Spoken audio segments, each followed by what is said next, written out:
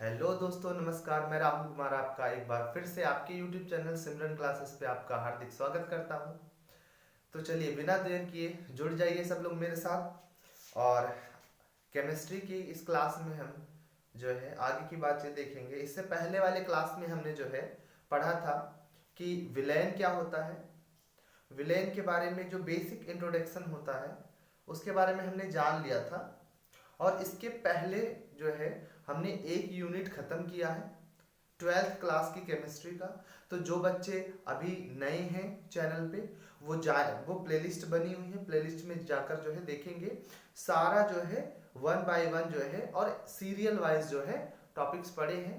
जितने भी कुछ आठ आठ या नौ या सात या आठ वीडियोस हैं उनको देख करके अपना फर्स्ट यूनिट पहले क्लियर करेंगे। उसके बाद में जो है सॉल्यूशन चैप्टर पे आएंगे। यूनिट 2 जो है इसमें भी हमने जो है धीरे धीरे करके जो है इसमें पढ़ लेना है पूरा चीज। तो जो है जो बच्चे अभी चैनल पे नए हैं वो चैनल को सब्सक्राइब करेंगे। और अगर आपको ये वीडियो हेल्पफुल लग रही है तो वीडियो को लाइक करिए और शेयर जरूर करिए। शेयर करना बिल्कुल मत भूलिए। तो चलिए बिना देर किए जो है हम आगे बढ़ते अपने टॉपिक पे। तो सभी लोग जो है कॉपी और पेन लेकर के सब लोग जुड़ जाएंगे मेरे साथ बिना देर किए। और जो है इधर उधर के डिस्टरबेंसेस को बंद करते हुए जो है चलते हैं अपनी इस क्लास की तरफ। तो आज का जो हमारा फर्स्ट टॉपिक रहेगा वो फर्स्ट टॉपिक रहेगा विलेयता, सॉल्युबिलिटी। ठीक है, तो मेरे साथ सभी लोग हेडिंग लगाएंगे विलेयता।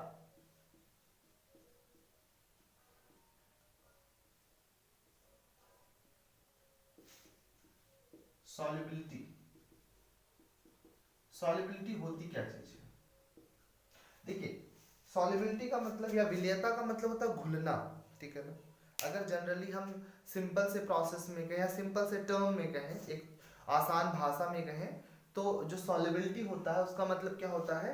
घुलना। ठीक है, कोई जो पदार्थ होता है वो किसी जो है सर्टेन टेम्परेचर पे, एक फिक्स टेम्परेचर पे, ठीक है, पदा आपने पढ़ा है कि विलयन किस चीज से मिलकर बनता है? विलेय और विलायक से। ठीक है, विलेय और विलायक से। तो किसी पर्टिकुलर विलायक में, ठीक है, एक फिक्स टेम्परेचर पर जितने पदार्थ घुल सकते हैं वो एक टाइप से विलेयता कहलाती है। डेफिनेशन की तरफ थोड़ा बढ़ते हैं हम, देखते हैं कि डेफिनेशन क्या बताता है। डेफिनेशन कहेगा, नोट करिएगा, किसी पदार्थ की वह मात्रा, किसी पदार्थ की वह मात्रा जो, ध्यान दीजिएगा सभी लोग, किसी पदार्थ की वह मात्रा जो निश्चित ताप, ठीक है, किसी पदार्थ की वह मात्रा जो निश्चित ताप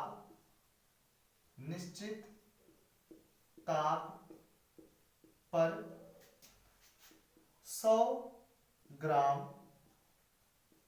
ग्राम विलायक, किसी पदार्थ की वह मात्रा जो निश्चित ताप पर 100 ग्राम विलायक में घुल जाती है, पदार्थ की विलेयता कहलाती है। पदार्थ की विलेयता कहलाती है। ठीक है, किसी पदार्थ की वह मात्रा, जैसे मान लो हमने क्या करा है, हमने कोई विलयन बनाया है जिसमें ए और बी मिलाया है और वहां से हमें क्या मिल गया है? एक सॉल्यूशन मिल गया। ठीक है ना? क्या मिल गया? सॉल्यूशन मिल गया, एक विलयन मिल गया। अब देखिए यहाँ जो है मान लिया हमने कि ए क्या है? विलेय है और बी क्या है? विलायक है। ये बात हमने जो है एज्यूम कर लिया है, ऐसे ही मान लिया ये चीज जो है कि ए विलेय है और बी क्या है? विलायक है। ठीक, तो यहाँ पर हमारा जो कह रहा है कि किसी पदार्थ की वह मात्रा, ठीक, यानी विलेय की बात कर रहा है कि वह मात्रा जो निश्चित ताप पर 100 ग्राम विलायक, यानी विलायक कितना रखा जाना है? 100 ग्राम, 100 ग्राम विलायक में घुल जाती हो। जैसे मान लो कि x ग्राम विलेय जो है वो 100 ग्राम विलायक में विलेय है, ठीक है, घुल जा रही है। x जो है x ग्राम विलेय जो है वो 100 ग्राम विलायक में घुल जा रही है, तो हम कहेंगे कि जो यक्स है, यक्स इसकी सॉल्युबिलिटी है, ठीक है ना, यक्स जो है इसकी सॉल्युबिलिटी है, ठीक है। Here x is the solubility of this solution, this particular substance. तो यहाँ पर इस प्रकार से हम जो है क्या कहते हैं, विलेयता को परिभाषित करते हैं। नोट करिएगा, सभी लोग नोट कर लेंगे, चलिए नोट करिएगा।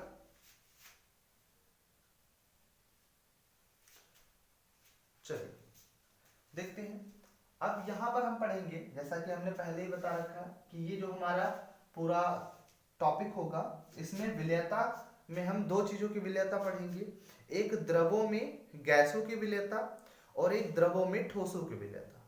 तो द्रवों में ठोसों की विलेयता बात की जो है, बात का टॉपिक है। अभी यहाँ पे इस जो है क्लास में हम जानेंगे कि द्रवों में गैसों की जो विलेयता है वो क्या होती है। तो हेडिंग लगाएंगे यहाँ से सब लोग, द्रवों में, सॉरी हाँ, द्रवों में गैसों की विलेयता, द्रवों में गैसों की विलेयता,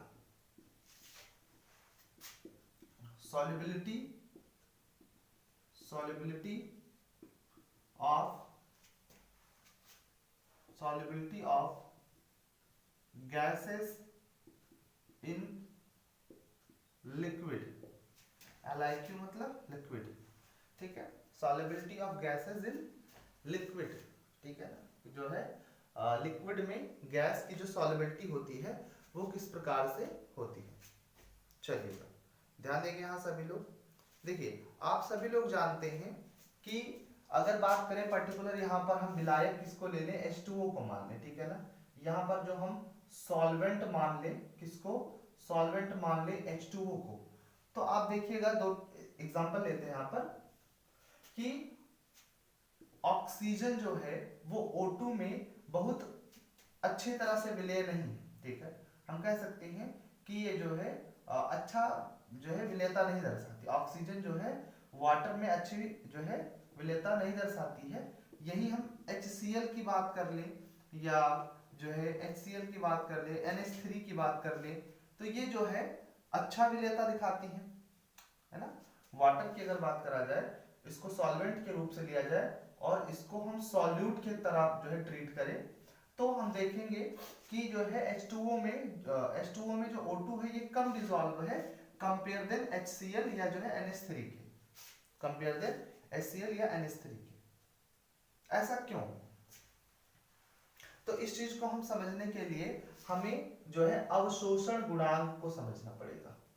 इस बात को हमें समझने के लिए अवशोषण गुणांक को समझना पड़ेगा। एब्सॉर्प्शन कोफिशिएंट, अवशोषण गुणांक का मतलब क्या होता है, एब्सॉर्प्शन कोफिशिएंट। इसको समझते हैं कि जो है अब जो हमारा अवशोषण गुणांक होता है वो क्या चीज होता है।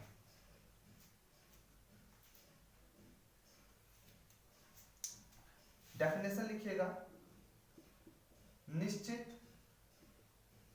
ताप व या निश्चित ताप तथा वायुमंडलीय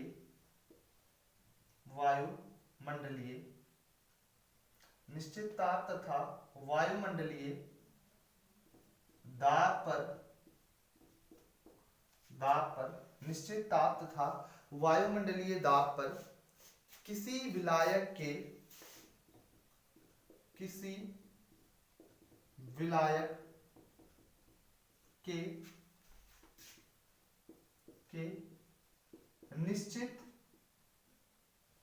निश्चित आयतन में, किसी विलायक के निश्चित आयतन में STP, ठीक है, मानक ताप दाब कहते हैं इसको कहते हैं मानक ताप दाब,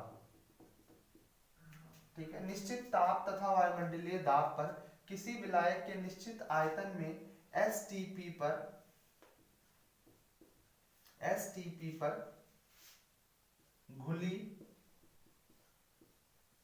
गैस, ठीक है, निश्चित ताप तथा वायुमंडलीय दाब पर किसी विलायक के निश्चित आयतन में एसटीपी पर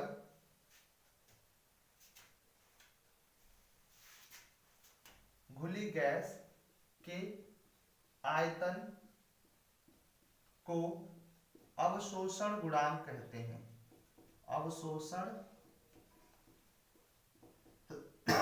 अवशोषण गुणांक कहते हैं। बहुत अच्छी सी डेफिनेशन है, सभी लोग नोट कर लीजिएगा कि किसी ताप तथा वायुमंडलीय दाब पर किसी विलायक के निश्चित आयतन में एसटीपी पर, ठीक है, स्टैंडर्ड टेम्परेचर एंड प्रेशर, मानक ताप दाब पर घुली गैस की आयतन, ठीक है, घुली गैस के आयतन को उस गैस का क्या कहते हैं, को अवशोषण गुणांक कहते हैं। ठीक है, ये जो गैस है इसका क्या कहेंगे यहाँ पर, अवशोषण गुणांक कहेंगे। नोट करिएगा सभी लोग, जल्दी से नोट कर लेंगे। वीडियो को पॉज करिएगा और उसके बाद में नोट करिएगा। वीडियो को पॉज करेंगे और नोट करेंगे।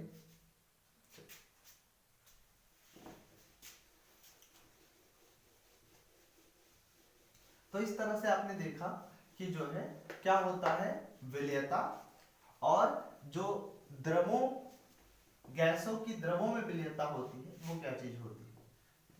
अब यहाँ पे हम देखेंगे कि कुछ जो है गैस है, उन गैसों का अवशोषण गुणांक क्या होता है, इस बात पे हम जो है डिस्कस करेंगे। हमारे पास गैसेस हैं, जैसे यहाँ पे हम लिखेंगे गैसेस और यहाँ पे लिखेंगे एब्सॉर्प्शन कोफिशिएंट, एसी मतलब एब्सॉर्प्शन कोफिशिएंट, अवशोषण गुणांक। ठीक है ना। चलिए, जैसे हम बात कर लें हीलियम की, जैसे हम बात कर लें नाइट्रोजन की, बात कर लें हाइड्रोजन की, ठीक है ना, हीलियम, नाइट्रोजन, हाइड्रोजन, ठीक है ना।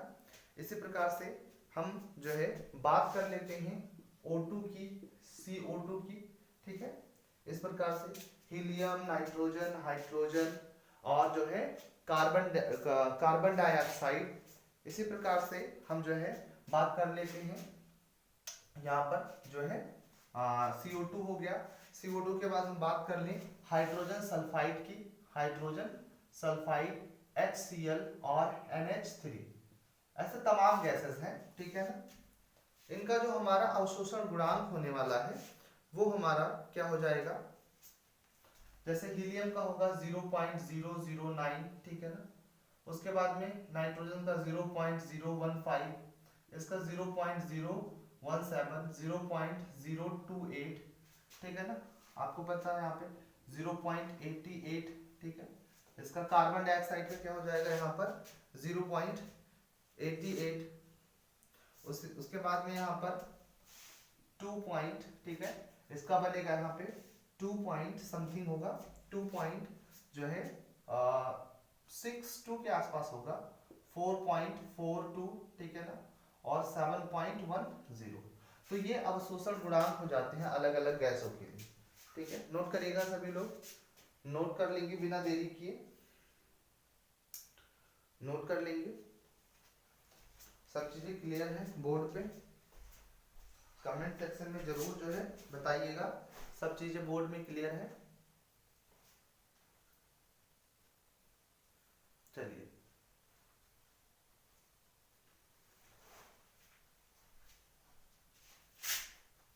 तो ये आपका जो है अवशोषण गुणांक था। थोड़ा बड़ा लिखिए, ओके, यहाँ पे थोड़ा बड़ा लिखा जा रहा है अभी। देखिएगा एक बार फिर से करते हैं, यहाँ नीचे देख बता दे रहे हैं, ये हीलियम है, नाइट्रोजन है, हाइड्रोजन है, ऑक्सीजन है, carbon dioxide, hydrogen sulphide, hydrochloric acid, ammonia, ठीक है। और यहाँ पे 0.009, 0.015, 0.017, 0.028, 0.88, 2.62, 4.42, 7.10। तो ये इनके अवशोषण गुणांक हैं। चलिए, अब इसके बाद हम देखते हैं कि जो हमारी सॉल्युबिलिटी है, ठीक है, सॉल्युबिलिटी है, इसको प्रभावित करने वाले कारक कौन कौन से हैं। ठीक है, आगे हम देखेंगे कि जो है जो गैसों की द्रवों में विलयता है इसको प्रभावित करने वाले कारक। अगला जो हमारा टॉपिक रहेगा गैसों की द्रवों में विलयता को प्रभावित करने वाले कारक। नोट करिएगा, सभी लोग हेडिंग लगाइएगा, गैसों की द्रवों में विलयता को प्रभावित करने वाले कारक। ठीक है, यहाँ पर समझिएगा, प्रभावित करने वाले कारक मतलब क्या होता है कि ऐसी चीजें जो इन गैसों की सॉल्युबिलिटी को क्या करेगा, कम कर देगा या बढ़ा देगा, दोनों हो सकता है। कभी कभी सॉल्युबिलिटी कम भी होती है, कभी कभी सॉल्युबिलिटी बढ़ती भी है किसी फैक्टर की वजह से। तो ऐसा नहीं कि हमेशा कम ही होगी, कभी घटेगी बढ़ेगी, ठीक है ना, होता है ऐसे ही, कभी चीजें घटती हैं कभी चीजें बढ़ती हैं, मेहनत करते रहिए। ठीक है, देखिए आप जब पढ़ रहे हैं कंप्लीटली, ठीक है, पूरा सिलेबस पढ़ रहे हैं और एक सीक्वेंस में पढ़ रहे हैं, ठीक है, शायद ही जो है यूट्यूब में, क्योंकि अब यूट्यूब एक बहुत अच्छा प्लेटफॉर्म हो गया है, एक जो है अच्छा सेक्टर कह सकते हैं, एक अच्छा जो है एरिया हो गया है, जहाँ पे लोग जो है कई प्रकार से कंटेंट डालते रहते हैं, आपको ढेर सारे कंटेंट मिल जाएंगे। तो ऐसा नहीं है कि जो है हम कोई मानक होंगे, वहाँ पे मानक नहीं मानते हैं, लेकिन फिर भी अपने तरफ से जो बेहतर कर सकते हैं आपके लिए अपना जो है विशेष ही देंगे आपको। अब जब आप एक सीक्वेंस में चीजें पढ़ रहे हैं तो क्या होता है कि सीक्वेंस में पढ़ रहे हैं तो कभी कभी कोई चीज आपको बहुत ही ज्यादा प्रॉपरली दिमाग में तुरंत हिट करेगी, कभी कभी क्या होगा थोड़ा टाइम लगेगा, है ना। आप हमेशा ध्यान रखिए कि जो पढ़ाई का स्लोप होता है, पढ़ाई का स्लोप इस तरह से होता है, लाइक वेव। ठीक है, अगर हम देखें आज इसको जो है मिड पॉइंट मान लिया जाए तो कभी आपका पढ़ाई का स्लोप यहाँ पे रहेगा, मतलब आपका जो पॉइंट होगा आप यहाँ पे रहोगे, बहुत अच्छा आपका सब कुछ चल रहा होगा। कभी आप मॉडरेट टाइप में हो जाओगे, थोड़ा अच्छा थोड़ा खराब, कभी कभी होगा कि आप बहुत खराब चलोगे। बट पॉइंट ये नहीं है कि हम जो है यहाँ है या यहाँ है, पॉइंट ये है कि कौन इस स्लोप को ध्यान में रखते हुए अपने आप को हर बार यहाँ बैलेंस करने का प्रयास करता है, और इसी गतिविधि के साथ में जो है कौन कंटिन्यूअसली जो है आगे बढ़ रहा है। जो आगे बढ़ता है तो एक टाइम आता है कि उसका जो है ये जो स्लोप होता है वो टॉप पर ही रह जाता है और वो जो है आगे कुछ कर ले जाता है। अगर आप इन चीजों में नेगेटिविटी ले आए दिमाग में तो फिर वहां से आपका काम खराब होने लगता है। तो चलिए, गैसों की द्रवों में विलयता को प्रभावित करने वाले कारक, ठीक है। Factor affecting solubility of gases in liquids, मतलब कौन कौन से ऐसे चीज हैं जो प्रभावित कर सकते हैं। तो कई सारे वैसे तो फैक्टर हैं, बहुत सारे फैक्टर हैं, बट हमें सबको नहीं ध्यान देना है, कुछ गिने चुने फैक्टर हैं उनको ध्यान देना है, ठीक है ना। चलिए देखते हैं कि कौन कौन से फैक्टर हैं, उसको हमें ध्यान में रखना है, ठीक है। कैसे कैसे फैक्टर हैं, तो सबसे पहला जो हमारा फैक्टर मिलेगा हमको, गैसों की प्रकृति। गैसों की प्रकृति, गैसों की प्रकृति, नेचर ऑफ गैस, ये गैसेस। सबसे पहला आपको मिलेगा नेचर ऑफ गैसेस, जो गैस की प्रकृति है वो किस प्रकार से आपका जो है, किस प्रकार से आपको यहाँ पे प्रभाव डालेगी, ठीक। अब आप देखिए, कुछ ऐसी भी गैसें होती हैं जो किसी पर्टिकुलर विलायक के साथ में रिएक्ट ही नहीं करती हैं। तो जब गैसें रिएक्ट नहीं करेंगी विलायक के साथ में तो उनकी सॉल्युबिलिटी हमेशा कम होगी, वो सॉल्युबल अच्छी सॉल्युबिलिटी नहीं दिखाएंगी, बढ़िया से सॉल्युबल नहीं रहेंगी।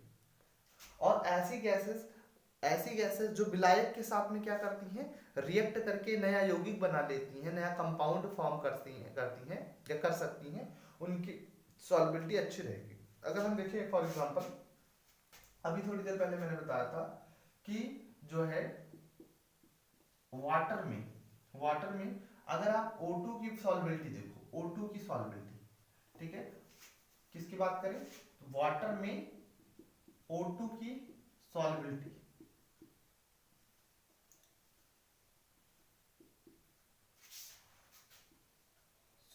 ठीक है ना। वाटर में O2 की सॉल्युबिलिटी तो वो जो होती है वेरी लेस होती है, लेस मतलब कम होती है, ठीक है। कंपेयर देन H2O में HCl की सॉल्युबिलिटी बढ़िया सॉल्युबल होती है, क्योंकि ये O2 जो है कोई एक विशेष प्रकार का यौगिक नहीं बना पा रहा है।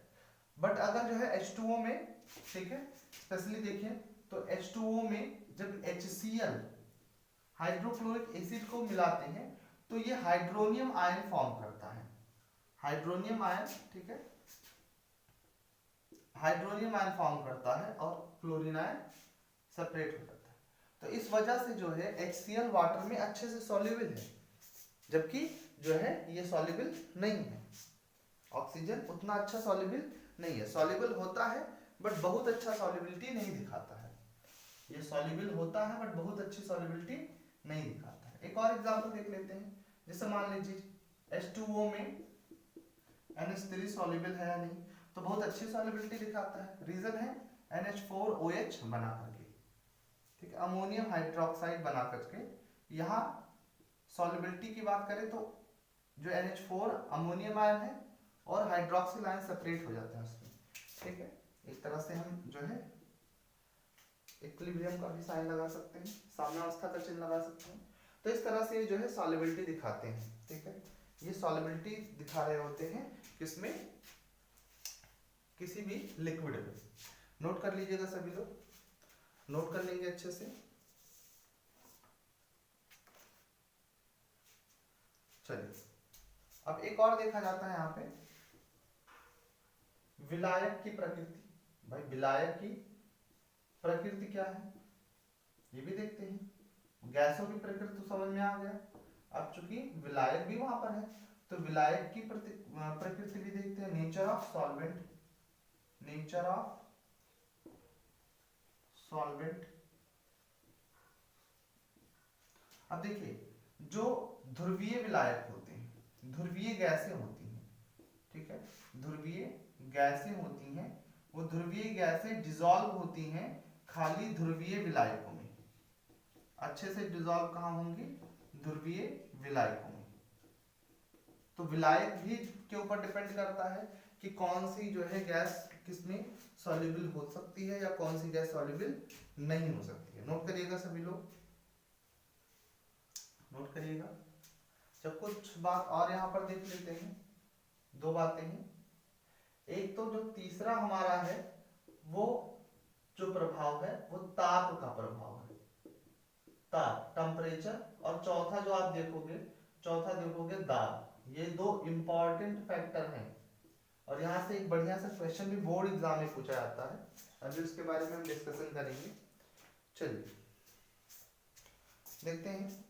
देखिए सबसे पहले ताप की अगर बात करें तो टेम्परेचर बढ़ा दिया जाता है। अगर टेम्परेचर बढ़ाया जाएगा तो जो द्रवों में गैसों की विलेयता है, जो द्रवों में गैसों की विलेयता है, सॉरी हाँ ठीक है, बात एक ही, द्रवों में गैसों की विलेयता या गैसों की द्रव विलेयता।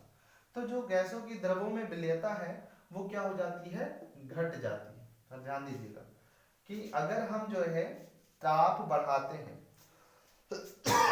अगर हम ताप बढ़ाते हैं तो ताप बढ़ाने पर सॉल्युबिलिटी जो होती है गैसेस की इन लिक्विड वो क्या होती है, डिक्रीज हो जाती है, कम हो जाती है, ठीक है। दूसरा, अगर हम दाब बढ़ाते हैं, ठीक है, दाब बढ़ाते हैं तो सॉल्युबिलिटी भी क्या होती है, बढ़ जाती है। दूसरे शब्दों में कहें तो जो ताप होता है वो गैसों की द्रवों में विलेयता के व्युत्क्रमानुपाती होता है, ठीक है। जो ताप है वो गैसों की द्रवों में विलेयता के व्युत्क्रमानुपाती होता है, मतलब ताप बढ़ाओगे तो विलेयता कम हो जाएगी, जबकि दाब उसके समानुपाती होता है, दाब बढ़ाओगे तो विलेयता भी बढ़ेगी, ठीक है ना। चलिए अब दो कारण यहाँ पे, दो एग्जाम्पल देखिए। क्या एग्जाम्पल है, आपने जो है क्वेश्चन सुना होगा, क्वेश्चन आता है बोर्ड में कि जो है गर्मी के सीजन में या जो है गर्मी के मौसम में जो मछलियां होती हैं वो तालाब या जो है झील, नदी, इन सब में गहरे स्थानों पे चली जाती हैं, क्यों? या जो है गर्मी के सीजन में जो है गहरे तालाबों में ही मछलियां जीवित रहती हैं, क्यों? तो इसका रीजन है कि जब तालाब जो होता है, जैसे मान लीजिए तालाब है, तो तालाब है, अगर गहराई है तो जो नीचे का पानी होता है, नीचे का पानी होता है ठंडा, ठीक है, यहाँ का टेम्परेचर ठंडा होता है, और ऊपर के जो सतह का पानी होता है उसका टेम्परेचर जो होता है वो ज्यादा होता है। और इस वाले एरिया में क्या होता है कि आपका ऑक्सीजन घुली नहीं रह जाती, टेम्परेचर बढ़ता है तो वो उसकी जो विलेयता है कम होती है, ऑक्सीजन जो है निकल जाता है बाहर, जिस कारण से क्या होता है कि इसमें ऑक्सीजन नहीं रहती और मछलियां मर जाती हैं। जबकि अगर नीचे चली जाती हैं तो नीचे पानी तब भी ठंडा रहता है और ऑक्सीजन घुलित अवस्था में पाई जाती है, जिससे जो है मछलियां जीवित रहती हैं। तो ये जो है एक इम्पॉर्टेंट कारण है। अच्छा, दूसरा जो है, जितनी कोल्ड ड्रिंक्स की बोतलें होती हैं, ठीक है, कोल्ड ड्रिंक्स की बोतलें होती हैं, उनको अधिक दाब पर भरा जाता है, क्यों? तो रीजन ये भी है कि कार्बन डाइऑक्साइड जैसे गैस उसमें होते हैं, उनकी विलेयता के लिए जो है ये अधिक दाब पे जो है भरी जाती है, ठीक है। तो सभी लोग नोट कर लेंगे, नोट करिएगा, नोट कीजिएगा, बताया जाए।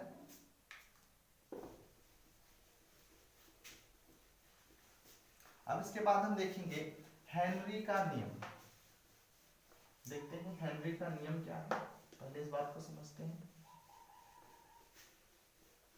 अगला जो हमारा टॉपिक रहेगा वो रहेगा हेनरी का नियम।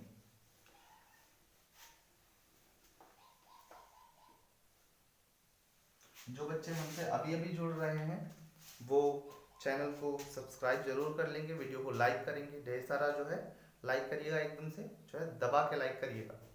तो हम बात करेंगे हेनरीज लॉ पर, ठीक है, कि हेनरी ने क्या नियम दिया था। चलिए, तो हेडिंग डालिएगा सभी लोग मेरे साथ, हेनरी का नियम, हेनरी का नियम, हेनरीज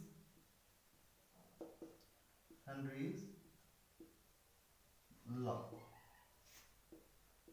हेनरीज लॉ क्या है। अब हेनरीज लॉ क्या है इसको हम समझेंगे, ठीक है।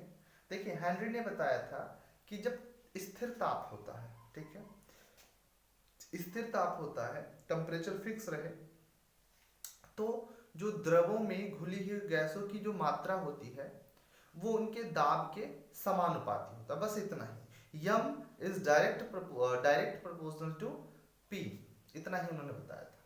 जो हेनरी का नियम है, ठीक है, वो क्या है, नोट करिएगा। स्थिर ताप पर, ठीक है, ताप आप एकदम से स्थिर रहे, स्थिर ताप पर किसी गैस की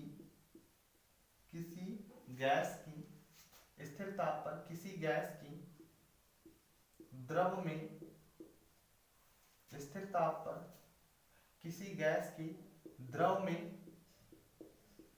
विलेयता उसके, ठीक है, उसके मतलब यहां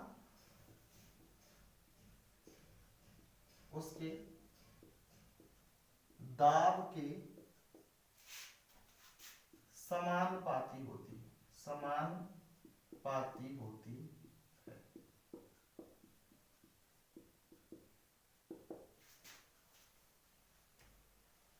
ठीक है। यानी कहना चाह रहा है कि एट द फिक्स टेम्परेचर या at the constant temperature solubility of gases in liquid is direct proportional to their pressure, ठीक है ना। यानी यहाँ पे बताना चाह रहे हैं कि जो यम होता है वो समानुपाती होता है पी की, यम जो होता है वो समानुपाती होता है पी। अगर यहाँ से हम समानुपाती का चिन्ह हटाएं तो क्या हो जाता है M K P, M is equal to K P. ये हमारा क्या है, हेनरीज लॉ। हेनरी का लॉ तो वही ऊपर वाला ही है, वहां पे हटाते हैं तो यहाँ पे जो है समानुपाती स्थिरांक लग जाता है, जहां पे जो है, जहां यम बराबर है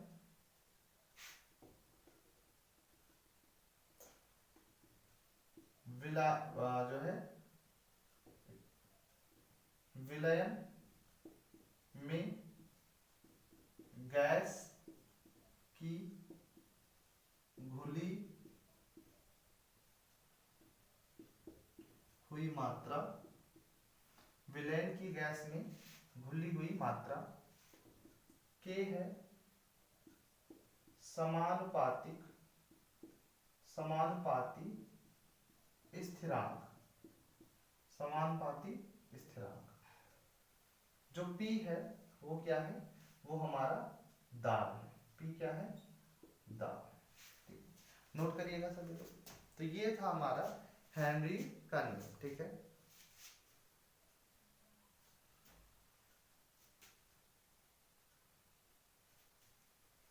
नोट करिएगा।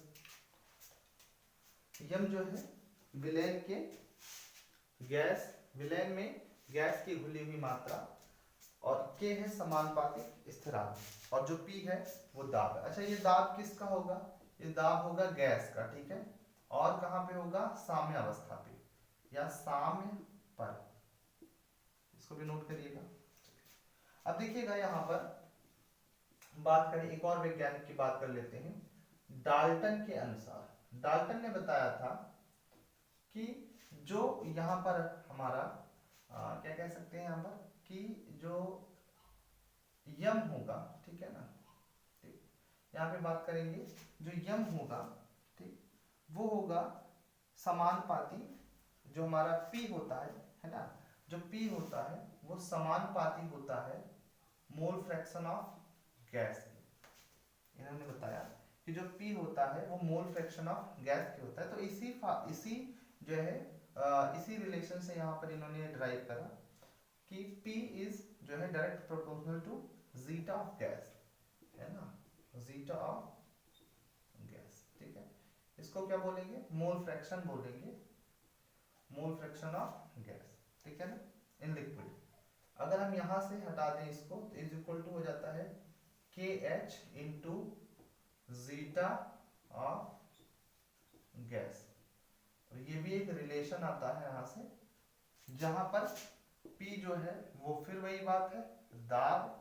ठीक, और यहाँ पर दाब कैसा है, आंशिक दाब। इन्होंने बताया था, डाल्टन ने बताया था कि जो ये दाब होता है ये क्या होगा, आंशिक दाब होगा। ठीक है, यानी जो द्रव होते हैं, द्रव में जो दाब होता है वो आंशिक दाब होता है। और जो हमारा KH होगा इसको हम बोलेंगे हेनरी स्थिरांक। KH जो होगा उसको बोलेंगे हेनरी स्थिरांक। ठीक है, हेनरीज कांस्टेंट।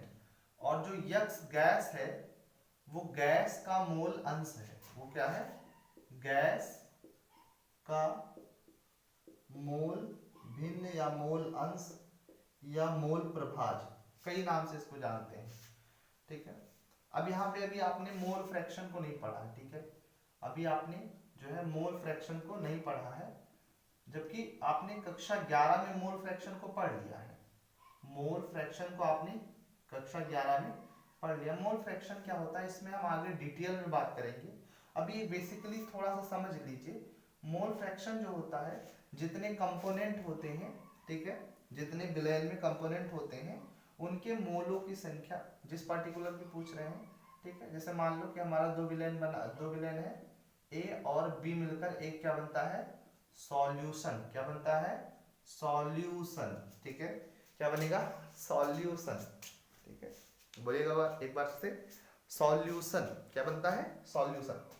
तो अब A और B से सॉल्यूशन बना, तो अगर हम कहेंगे कि A का मोल फ्रैक्शन बताओ, तो A का मोल फ्रैक्शन बताओगे कि A के मोलों की संख्या बटे जितने कंपोनेंट है उनके मोलों की संख्या। A के मोलों की संख्या और जितने कंपोनेंट है उनके मोलों की संख्या जो होती है वही क्या कहलाती है, मोल फ्रैक्शन। नोट करिएगा सभी लोग, इसी को क्या कहते हैं, मोल फ्रैक्शन कहते हैं। नोट करिएगा, बताया जाए, नोट कर लीजिए सब लोग, बताया जा रहा है 1 2 3 4।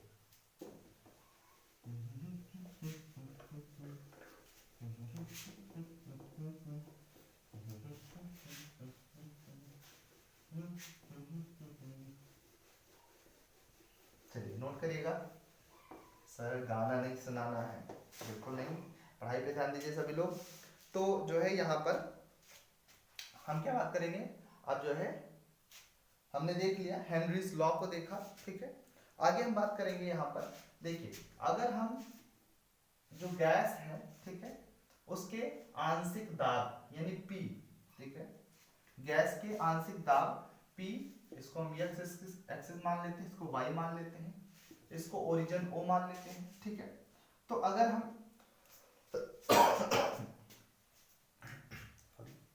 तो जो है यहाँ पर हम x एक्सिस पे हम क्या ले लेते हैं, P ले लेते हैं यहाँ पर, ठीक है। इसको हम क्या बोलेंगे, गैस, घुली हुई गैस का, ठीक है, जो आंशिक दाब होता है आंशिक दाब बोलेंगे। और यहाँ पे जीटा ऑफ गैस ले लेंगे, ठीक है ना, जीटा ऑफ गैस।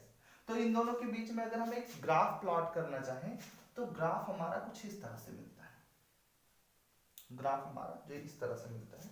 और यही वास्तव में क्या होता है, यही हेनरीज लॉ या हेनरी कांस्टेंट, इन सबको जो है ये क्या करता है, क्लियर करता है, ठीक है। यानी समय के साथ धीरे धीरे हमारा बढ़ रहा है, जितना P बढ़ रहा है उतना ही X गैस बढ़ रहा है। इसीलिए हमने कहा था कि जो P होगा वो समानुपाती होगा किसके, X गैस की। बात समझ गए ना, इसीलिए कहा गया था कि P जो हमेशा होगा समानुपाती होगा X गैस के, या जीटा ऑफ गैस बोलेंगे। X चूंकि उसके जैसा दिख रहा है इसलिए X बोल रहे हैं यहाँ पे, बट इसको जनरली हम जीटा ऑफ गैस ही बोलेंगे, जीटा, ठीक है ना, जीटा। तो ये भी समझ लीजिएगा कि ऐसा कुछ जो है ग्राफ। भाई देखिए अभी से ग्राफ में जो है एक रुचि बढ़ाना शुरू कर दीजिए, आगे जो भी आप चैप्टर्स पढ़ेंगे, ठीक है, उसमें आप बढ़िया ग्राफ के साथ अच्छे से खेलने वाले हैं। तो इसके लिए जो है सभी लोग ध्यान रखिएगा, ग्राफ के बारे में अच्छे से आइडिया रखिए, ठीक है। बात करते हैं कि जो हेनरी नियम की सीमाएं हैं, हेडिंग लगाइएगा, हेनरी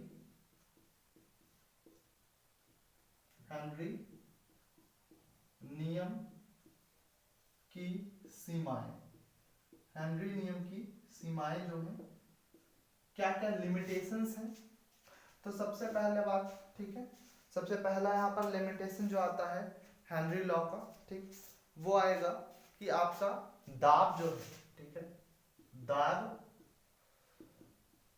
प्रेशर है बहुत अधिक नहीं होना चाहिए, बहुत अधिक नहीं होना चाहिए, दाब बहुत अधिक नहीं होना चाहिए।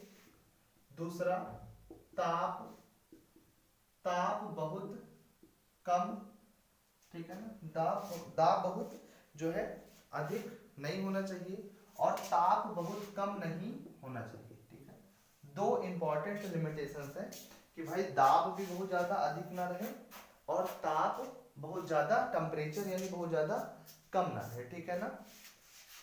चलिए उसके बाद में जो हमारा विलेय है, यानी विलेय क्या हो, गैस, विलेय गैस, ये जो है विलयन में बहुत अच्छे से ना घुलता हो, ठीक है। ऐसा नहीं कि पूरा कंप्लीटली डिसॉल्व हो जा रहा है, तो फिर ऐसे में जो है ये नियम फेल कर जाएगा, नहीं लगेगा। लिमिटेशन यही है कि जो विलेय है यानी गैस है, गैस विलायक में अच्छे से घुलनी नहीं चाहिए, घुले बट जो है पार्शली घुले, एकदम से नहीं कि डाला तो एकदम से मिल जाए। जैसे तुम लोग जो है क्लास में गए कि अपनी जो है क्लासमेट्स में एकदम से घुल मिल जाते, पता नहीं कहाँ जो है राम बैठा है, कहाँ श्याम बैठा है और कहाँ जो है और कोई बैठा है, कोई जो है पता नहीं चलता। चलिए तो ये कुछ विशेष सीमाएं थी, इनकी लिमिटेशंस थी। अनुप्रयोग देख लेते हैं क्या क्या अनुप्रयोग है। तो आपको पता है विशेषता अनुप्रयोग के बारे में कि जहां पे जो है KH की वैल्यू निकालनी होगी, हेनरीज कांस्टेंट की वैल्यू वहां पर, ठीक है। अब दैनिक जीवन में इसका क्या उपयोग है, तो आप देखते हैं जो गोताखोर होते हैं, ठीक है, गोताखोर अक्सर जो है क्या करते हैं, अक्सर जो है आपने देखा होगा समुद्र के अंदर जाते हैं। तो समुद्र के अंदर जाने पर क्या होता है कि जो ब्लड में नाइट्रोजन, जैसे एटमॉस्फेयर में जो नाइट्रोजन होता है जो हम सोख रखते हैं, ऑक्सीजन सोख रखते हैं, ठीक है। तो ये सब जो होता है जब हम समुद्र के अंदर जाते हैं, ठीक है, तो समुद्र के अंदर जाने पर क्या होता है कि हमारे ब्लड्स में वो अच्छे से मिल जाती हैं, जो ब्लड होता है ब्लड में वो अच्छे से मिल जाती हैं, और जब सतह पे आते हैं तो वो गैस के जो है बुलबुलों के रूप में निकलती हैं, जिससे कोशिकाएं फट सकती हैं, काफ़ी जो है डैमेजेस हो सकती हैं। तो इसको बचाने के लिए क्या करते हैं वो लोग, उस सिलेंडर में जो है हीलियम डाल देते हैं। लगभग 11 पॉइंट समथिंग % के आसपास जो है हीलियम डाल देते हैं, जिससे जो है ये बुलबुले बनने का जो फिनोमेना होता है कंट्रोल रहते हैं, विलेयता उसकी जो है वो कम कर देती है।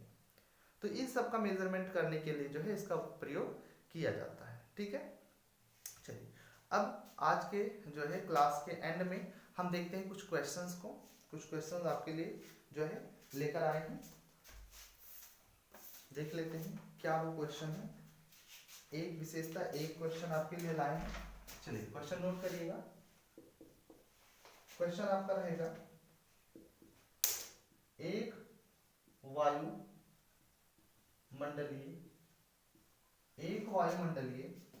दाब पर 1 लीटर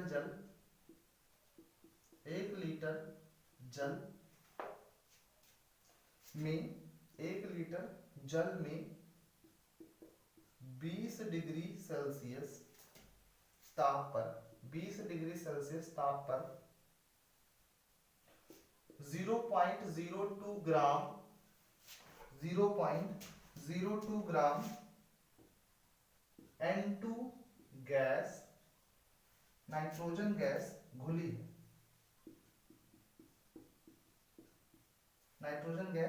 है। तो हेनरी स्थिरांक की गणना कीजिए। तो हेनरी स्थिरांक की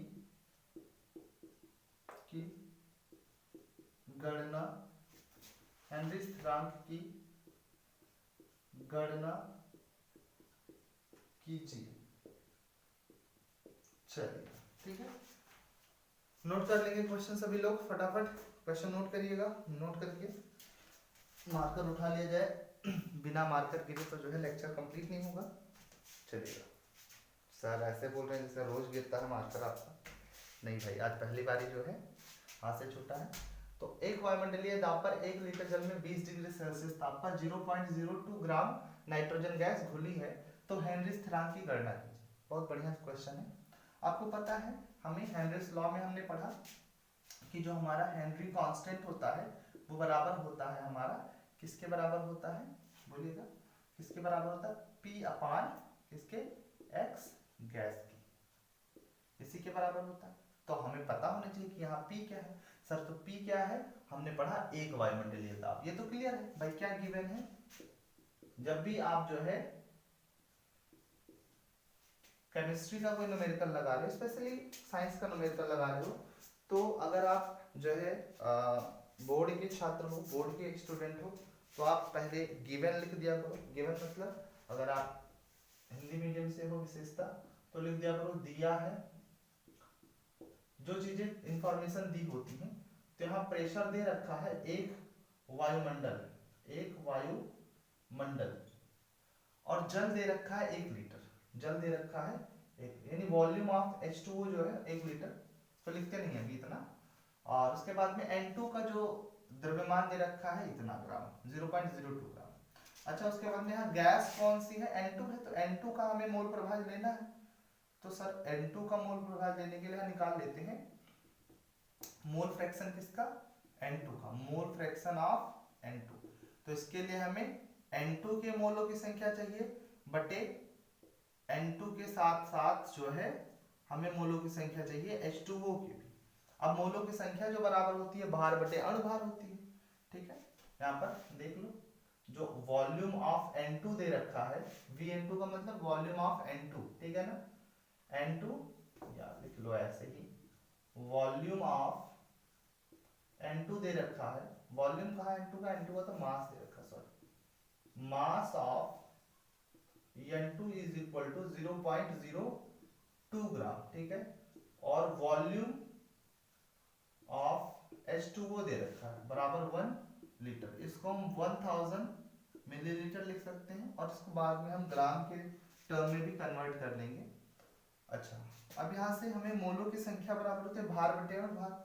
अच्छा, भार हमारा देखो ध्यान से क्या दे रखा है, नाइट्रोजन का भार 0.02 समथिंग दे रखा है, और बटे अणुभार हो जाएगा जो हो जाएगा 14 दूना 28। भाई N2 का है ना, तो 2 इंटू n का होता है 14, 14 दूना 28, तो 28 हो जाएगा। यहाँ पर भी 0.02 डिवाइड बाई 28, और H2O का 1000 डिवाइड बाई 18। अच्छा भाग करेंगे सबसे पहले, तो यहाँ पर हम जो है यहाँ पर पहले जोड़ेंगे, तो 18 और 28 का लासा क्या हो जाएगा पहले चेक कर लेते हैं। लासा क्या होने वाला है यहाँ पर, हमारे पास लासा हो जाएगा 18 और 28 का लासा निकालेंगे, 2 नवा 18, 14 दूना 28, 2 से 9 नहीं, 2 से 14 नहीं कटेगा, 3 त्रिका 9, 3 एकम 3 7, 2 दूना 4, 3 12, 12 3 36, 36 सत्ते 7 6 42 के 2 हासिल 4, 7 21 4 25, 252। ठीक है, जो हमारा एलसीएम निकल के आएगा, लासा निकल के आएगा 252 निकल के आएगा। अच्छा 252 निकाल लेते हैं, तो यहाँ पर 0.02 डिवाइड बाई 28, ठीक है ना। उसके बाद में यहाँ कितना गुणा करेंगे 252 हो जाए, तो हम यहाँ पे 252 को 28 से भाग कर देंगे, ठीक है ना। 252 को 28 से भाग कर देंगे, तो 8 चौक 32 नहीं ज्यादा हो जाएगा, तो 8 9 72, 9 72 के 2 9 दूनी 18 7 25, लगभग 9 बार लेके जाएंगे, तो 9 बार लेके जाएंगे तो यहाँ पर हो जाएगा 2 9 दूनी 18, 0.18, 0 पॉइंट क्या हो जाएगा 18, और प्लस यहाँ पर 18 का क्या था 252 समथिंग, देखिएगा एक बारी 252, 18 एकम 18, 7 25, 18 दूना 36, 54 72, 14 बार ही गया, और यहाँ हो जाएगा ये 14 3 टाइम 0 डिवाइड बाई 252। और यहाँ पर देखेंगे, जब हल देखेंगे यहाँ पर, तो हल करेंगे तो ये जुड़ जाएगा, जोड़ने पर हमारा हो जाएगा 14,000.18, और ये ऊपर चला जाएगा, तो ऊपर जाने पर देखिए यहीं पर सॉल्व कर रहे, ऊपर जाने पर ये हो जाएगा हमारा 0.02 इंटू 252 डिवाइड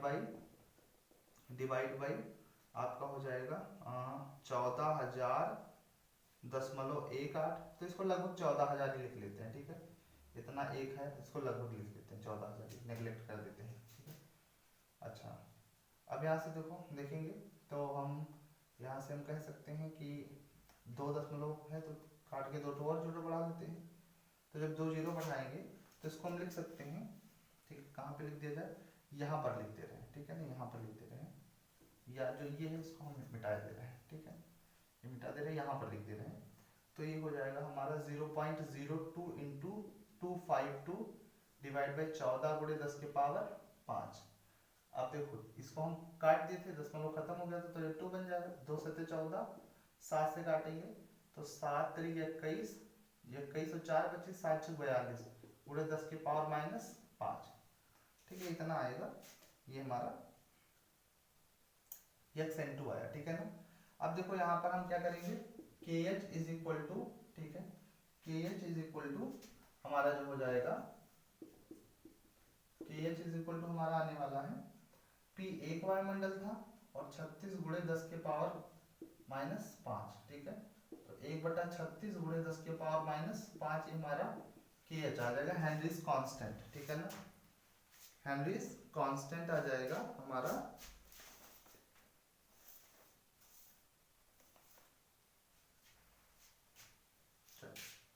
अब देखिए यहाँ पे हमने क्या करा है, हमने थोड़ा सा जो है वैल्यू को दशमलव वाले को हटा दिया है, इस वजह से हो सकता है वैल्यू दशमलव में या कुछ हद तक इधर उधर रहे, बट कोई बात है, प्रोसीजर सही लगाए हैं तो आपका जो है कैलकुलेशन ठीक है, तो काम जो है नहीं खराब होगा, यहाँ पे चीजें हो जाएगी क्लियरली। ये आप यहाँ तक पूरा कर लिए। अच्छा इसको ऐसे भी कर सकते हैं, एक बार ट्राई कर लेते हैं, देखते हैं, ठीक है, यहाँ पर। अच्छा इसको जब भाग करेंगे, यहाँ भाग करेंगे तो भाग करने का जो भी आएगा उसको हम यहाँ पे रख लेंगे। अच्छा यहाँ xn2 में जो है थोड़ा विचलन यहाँ पे क्या दिख रहा है, अच्छा ये आएगा तो ये +5 हो जाएगा, ऊपर जाएगा तो +5 हो जाएगा। देखिए यहाँ पर जो है देख लेते हैं थोड़ा सा मूलों की संख्या। एक काम करते हैं, अगर मूलों की संख्या हम अलग निकालें, ठीक है ना, इस बात को थोड़ा कैलकुलेट कर लिया जाता है, हालांकि ये सही है, बट एक बार जो है मूलों की संख्या को अलग से ही निकाल लिया जाता है, ठीक है। जैसे नाइट्रोजन की मूलों की संख्या भार बटे अणुभार, ठीक है, आपको पता है भार हमारा दिया है 0.02, अणुभार नाइट्रोजन का हो जाएगा 2 × N, और नाइट्रोजन का परमाणु क्रमांक 7, तो जो है परमाणु भार 14 हो जाएगा। यहाँ से करेंगे तो इंटू ये हो जाएगा 100, दशमलव खत्म हो गया, 2 से तो 14, ठीक है, 7 × 10⁻² हो जाएगा, ठीक है। 10⁻² का मतलब हो जाएगा 0.07, ठीक है, ये चीज कह रहा है 0.07, ठीक। चलिए ठीक है, इसको इधर ले जाएंगे तो माइनस में आ जाएगा 2, ठीक, 0.07 लिखते हैं बटे 0.07 प्लस इसका है, हम 1000 माने थे, ठीक है, 1000 गिवन दैट है 1 लीटर, और यहाँ पे अणुभार क्या हो जाएगा 18, है ना, 16 2 18, तो 18 पंचे 90 1000, 18 पंचे 90 1000, जब हम भाग करेंगे तो 18 पंचे 90 1000, 18 पंचे 90 1000, 10 में लगा तो लगभग आएगा 55.56 के अप्रॉक्सीमेट। इसमें जोड़ेंगे तो हमारा हो जाएगा 7 6 13, ठीक है, 0.07 गुणे यह हो जाएगा 55 पॉइंट जो है 7 6 13 63, इतना हो जाएगा, ठीक है। अब इसको हम जब भाग करेंगे, दशमलव से दशमलव खत्म हो गया। अब देखिए, अब जब भाग करेंगे तो हमारा आएगा, भाग कर लेते 55 63 से भाग कर दिए किसको 7 को, तो भाग करेंगे 0 बार ही जाएगा 7, दशमलव लगाया 0 बढ़ गया, 0 बढ़ाया 0 बढ़ गया, अब यहाँ 5000 यहाँ 700 हुआ, 0 बढ़ाया 0 बढ़ गया, अब 51 गया, ठीक है, तो 51 लगाएंगे तो 5000 55 63 आएगा, 10 में से 3 गया 7, 9 में से 3 गया 6 गया 3, ठीक है ना, और फिर 9 में से 5 गया 4, और यहाँ 6 में से 5 गया 1, दशमलव लगा, ये 0 बढ़ा सकते हैं, तो 5000 है, यहाँ 14000 है, तो 5 दूनी 10, ठीक है, तो 2 3 6 2 6 12 2 2 3 6 2 6 12 2 5 10 11 2 5 10 11, ठीक है ना, यहाँ हो जाएगा 4, यहाँ 6 में से 2 गया 4, और यहाँ 3 में 2 हो गया, और यहाँ 3 इसमें लगा ली, बट 32 हो गया, यहाँ 5 36, मतलब आएगा आपका ये जो आएगा 0.000126, 0.00126, ये वैल्यू आने वाली है। हाँ, ये तरीका सही है आपका। इसको इधर ले जाएंगे 3 अंक तक तो हो जाएगा 10⁻³ ठीक है। अब यहाँ पे वैल्यू हम रख देंगे, ठीक है, वैल्यू रख देंगे हम 1.26 इंटू 10⁻3, ठीक है। अब यहाँ पे 1.126 इंटू 10⁻3 हो जाएगा, भाग कर लेंगे, यहाँ पे भाग करने पर जो भी आएगा वो KH की वैल्यू, भाग करके भी देख लेते हैं वन टाइम, भाग करके देखते हैं तो हमारा हो जाएगा यहाँ 10⁻3 1000 हो जाएगा, ठीक। हम वैसे भी भाग कर लेते हैं, यहाँ से एक को भाग कर लेते हैं 126 से, 1 डिवाइड बाई 126, तो 0 बार ही जाएगा, यहाँ से 1 दशमलव लगाया 0 बढ़ गया, दशमलव लगाया 0 बढ़ गया, 0 बढ़ाया 0 बढ़ गया, ठीक है, 100 हो गया, फिर 0 बढ़ाया 0 बढ़ गया। अब देखिए लगभग कितनी बारी जाएगा ये, लगभग 8 बारी लेके जाके देख ले, 8 6 48 के 8 हासिल 4, 8 दूनी 16 4 20 के 0 हासिल 2, 8 1 कम 8 और 2 10 ज्यादा हो जा रहा है, ठीक है, हम 7 बारी लेके जाते हैं, तो एक ही वैल्यू लिखते हैं 0.007 गुणे 10 के पावर, ठीक है ना, 126 से करें ना तो यहाँ गुणे 10 के पावर 5 हो जाएगा, ठीक, 10 के पावर 5 कर देंगे, और इसको इधर लेके आएंगे तो माइनस में हो जाएगा 7 गुणे 10 के पावर, अच्छा यहाँ 3 हो जाएगा तो 10 के पावर 2, हेनरी कांस्टेंट जो होगा वो इतनी आने वाली है, ठीक है ना, एक बार चेक कर लीजिएगा, सही है, ठीक, देखा 0 बढ़ा दिया था, 7 बार ही गया था लगभग, तो यहाँ 10 घटाएंगे 10 के पावर 2 हो जाता है, 5 हो जाएगा, ठीक, चलिए वेरी गुड, ये हमारे जो है वैल्यू आएगा हेनरीज कांस्टेंट, ठीक। चलिए तो इसी प्रकार से जो है आप लोग जुड़े रहिए, ठीक है। आज का क्लास जो है हेनरीज लॉ पे बेस्ड था। कल हम आगे का जो है टॉपिक लेकर आएंगे। तब तक के लिए आप सभी लोग जो है चैनल पे जुड़े रहें, और जो बच्चे चैनल पे नए हैं वो चैनल को सब्सक्राइब करते रहेंगे और वीडियो को लाइक और शेयर करेंगे, ठीक है। क्योंकि जब आप शेयर करते हैं तो वहाँ से लाइक करते हैं तो हमें एक मोटिवेशन मिलता है जिससे हम आपके लिए कुछ बेहतर कर सकते हैं। तो इसी के साथ आज की क्लास जो है यहाँ पर समाप्त होती है। तब तक के सभी लोग जो है पढ़ाई में एकदम से जुटे रहिए, ठीक है। Take care.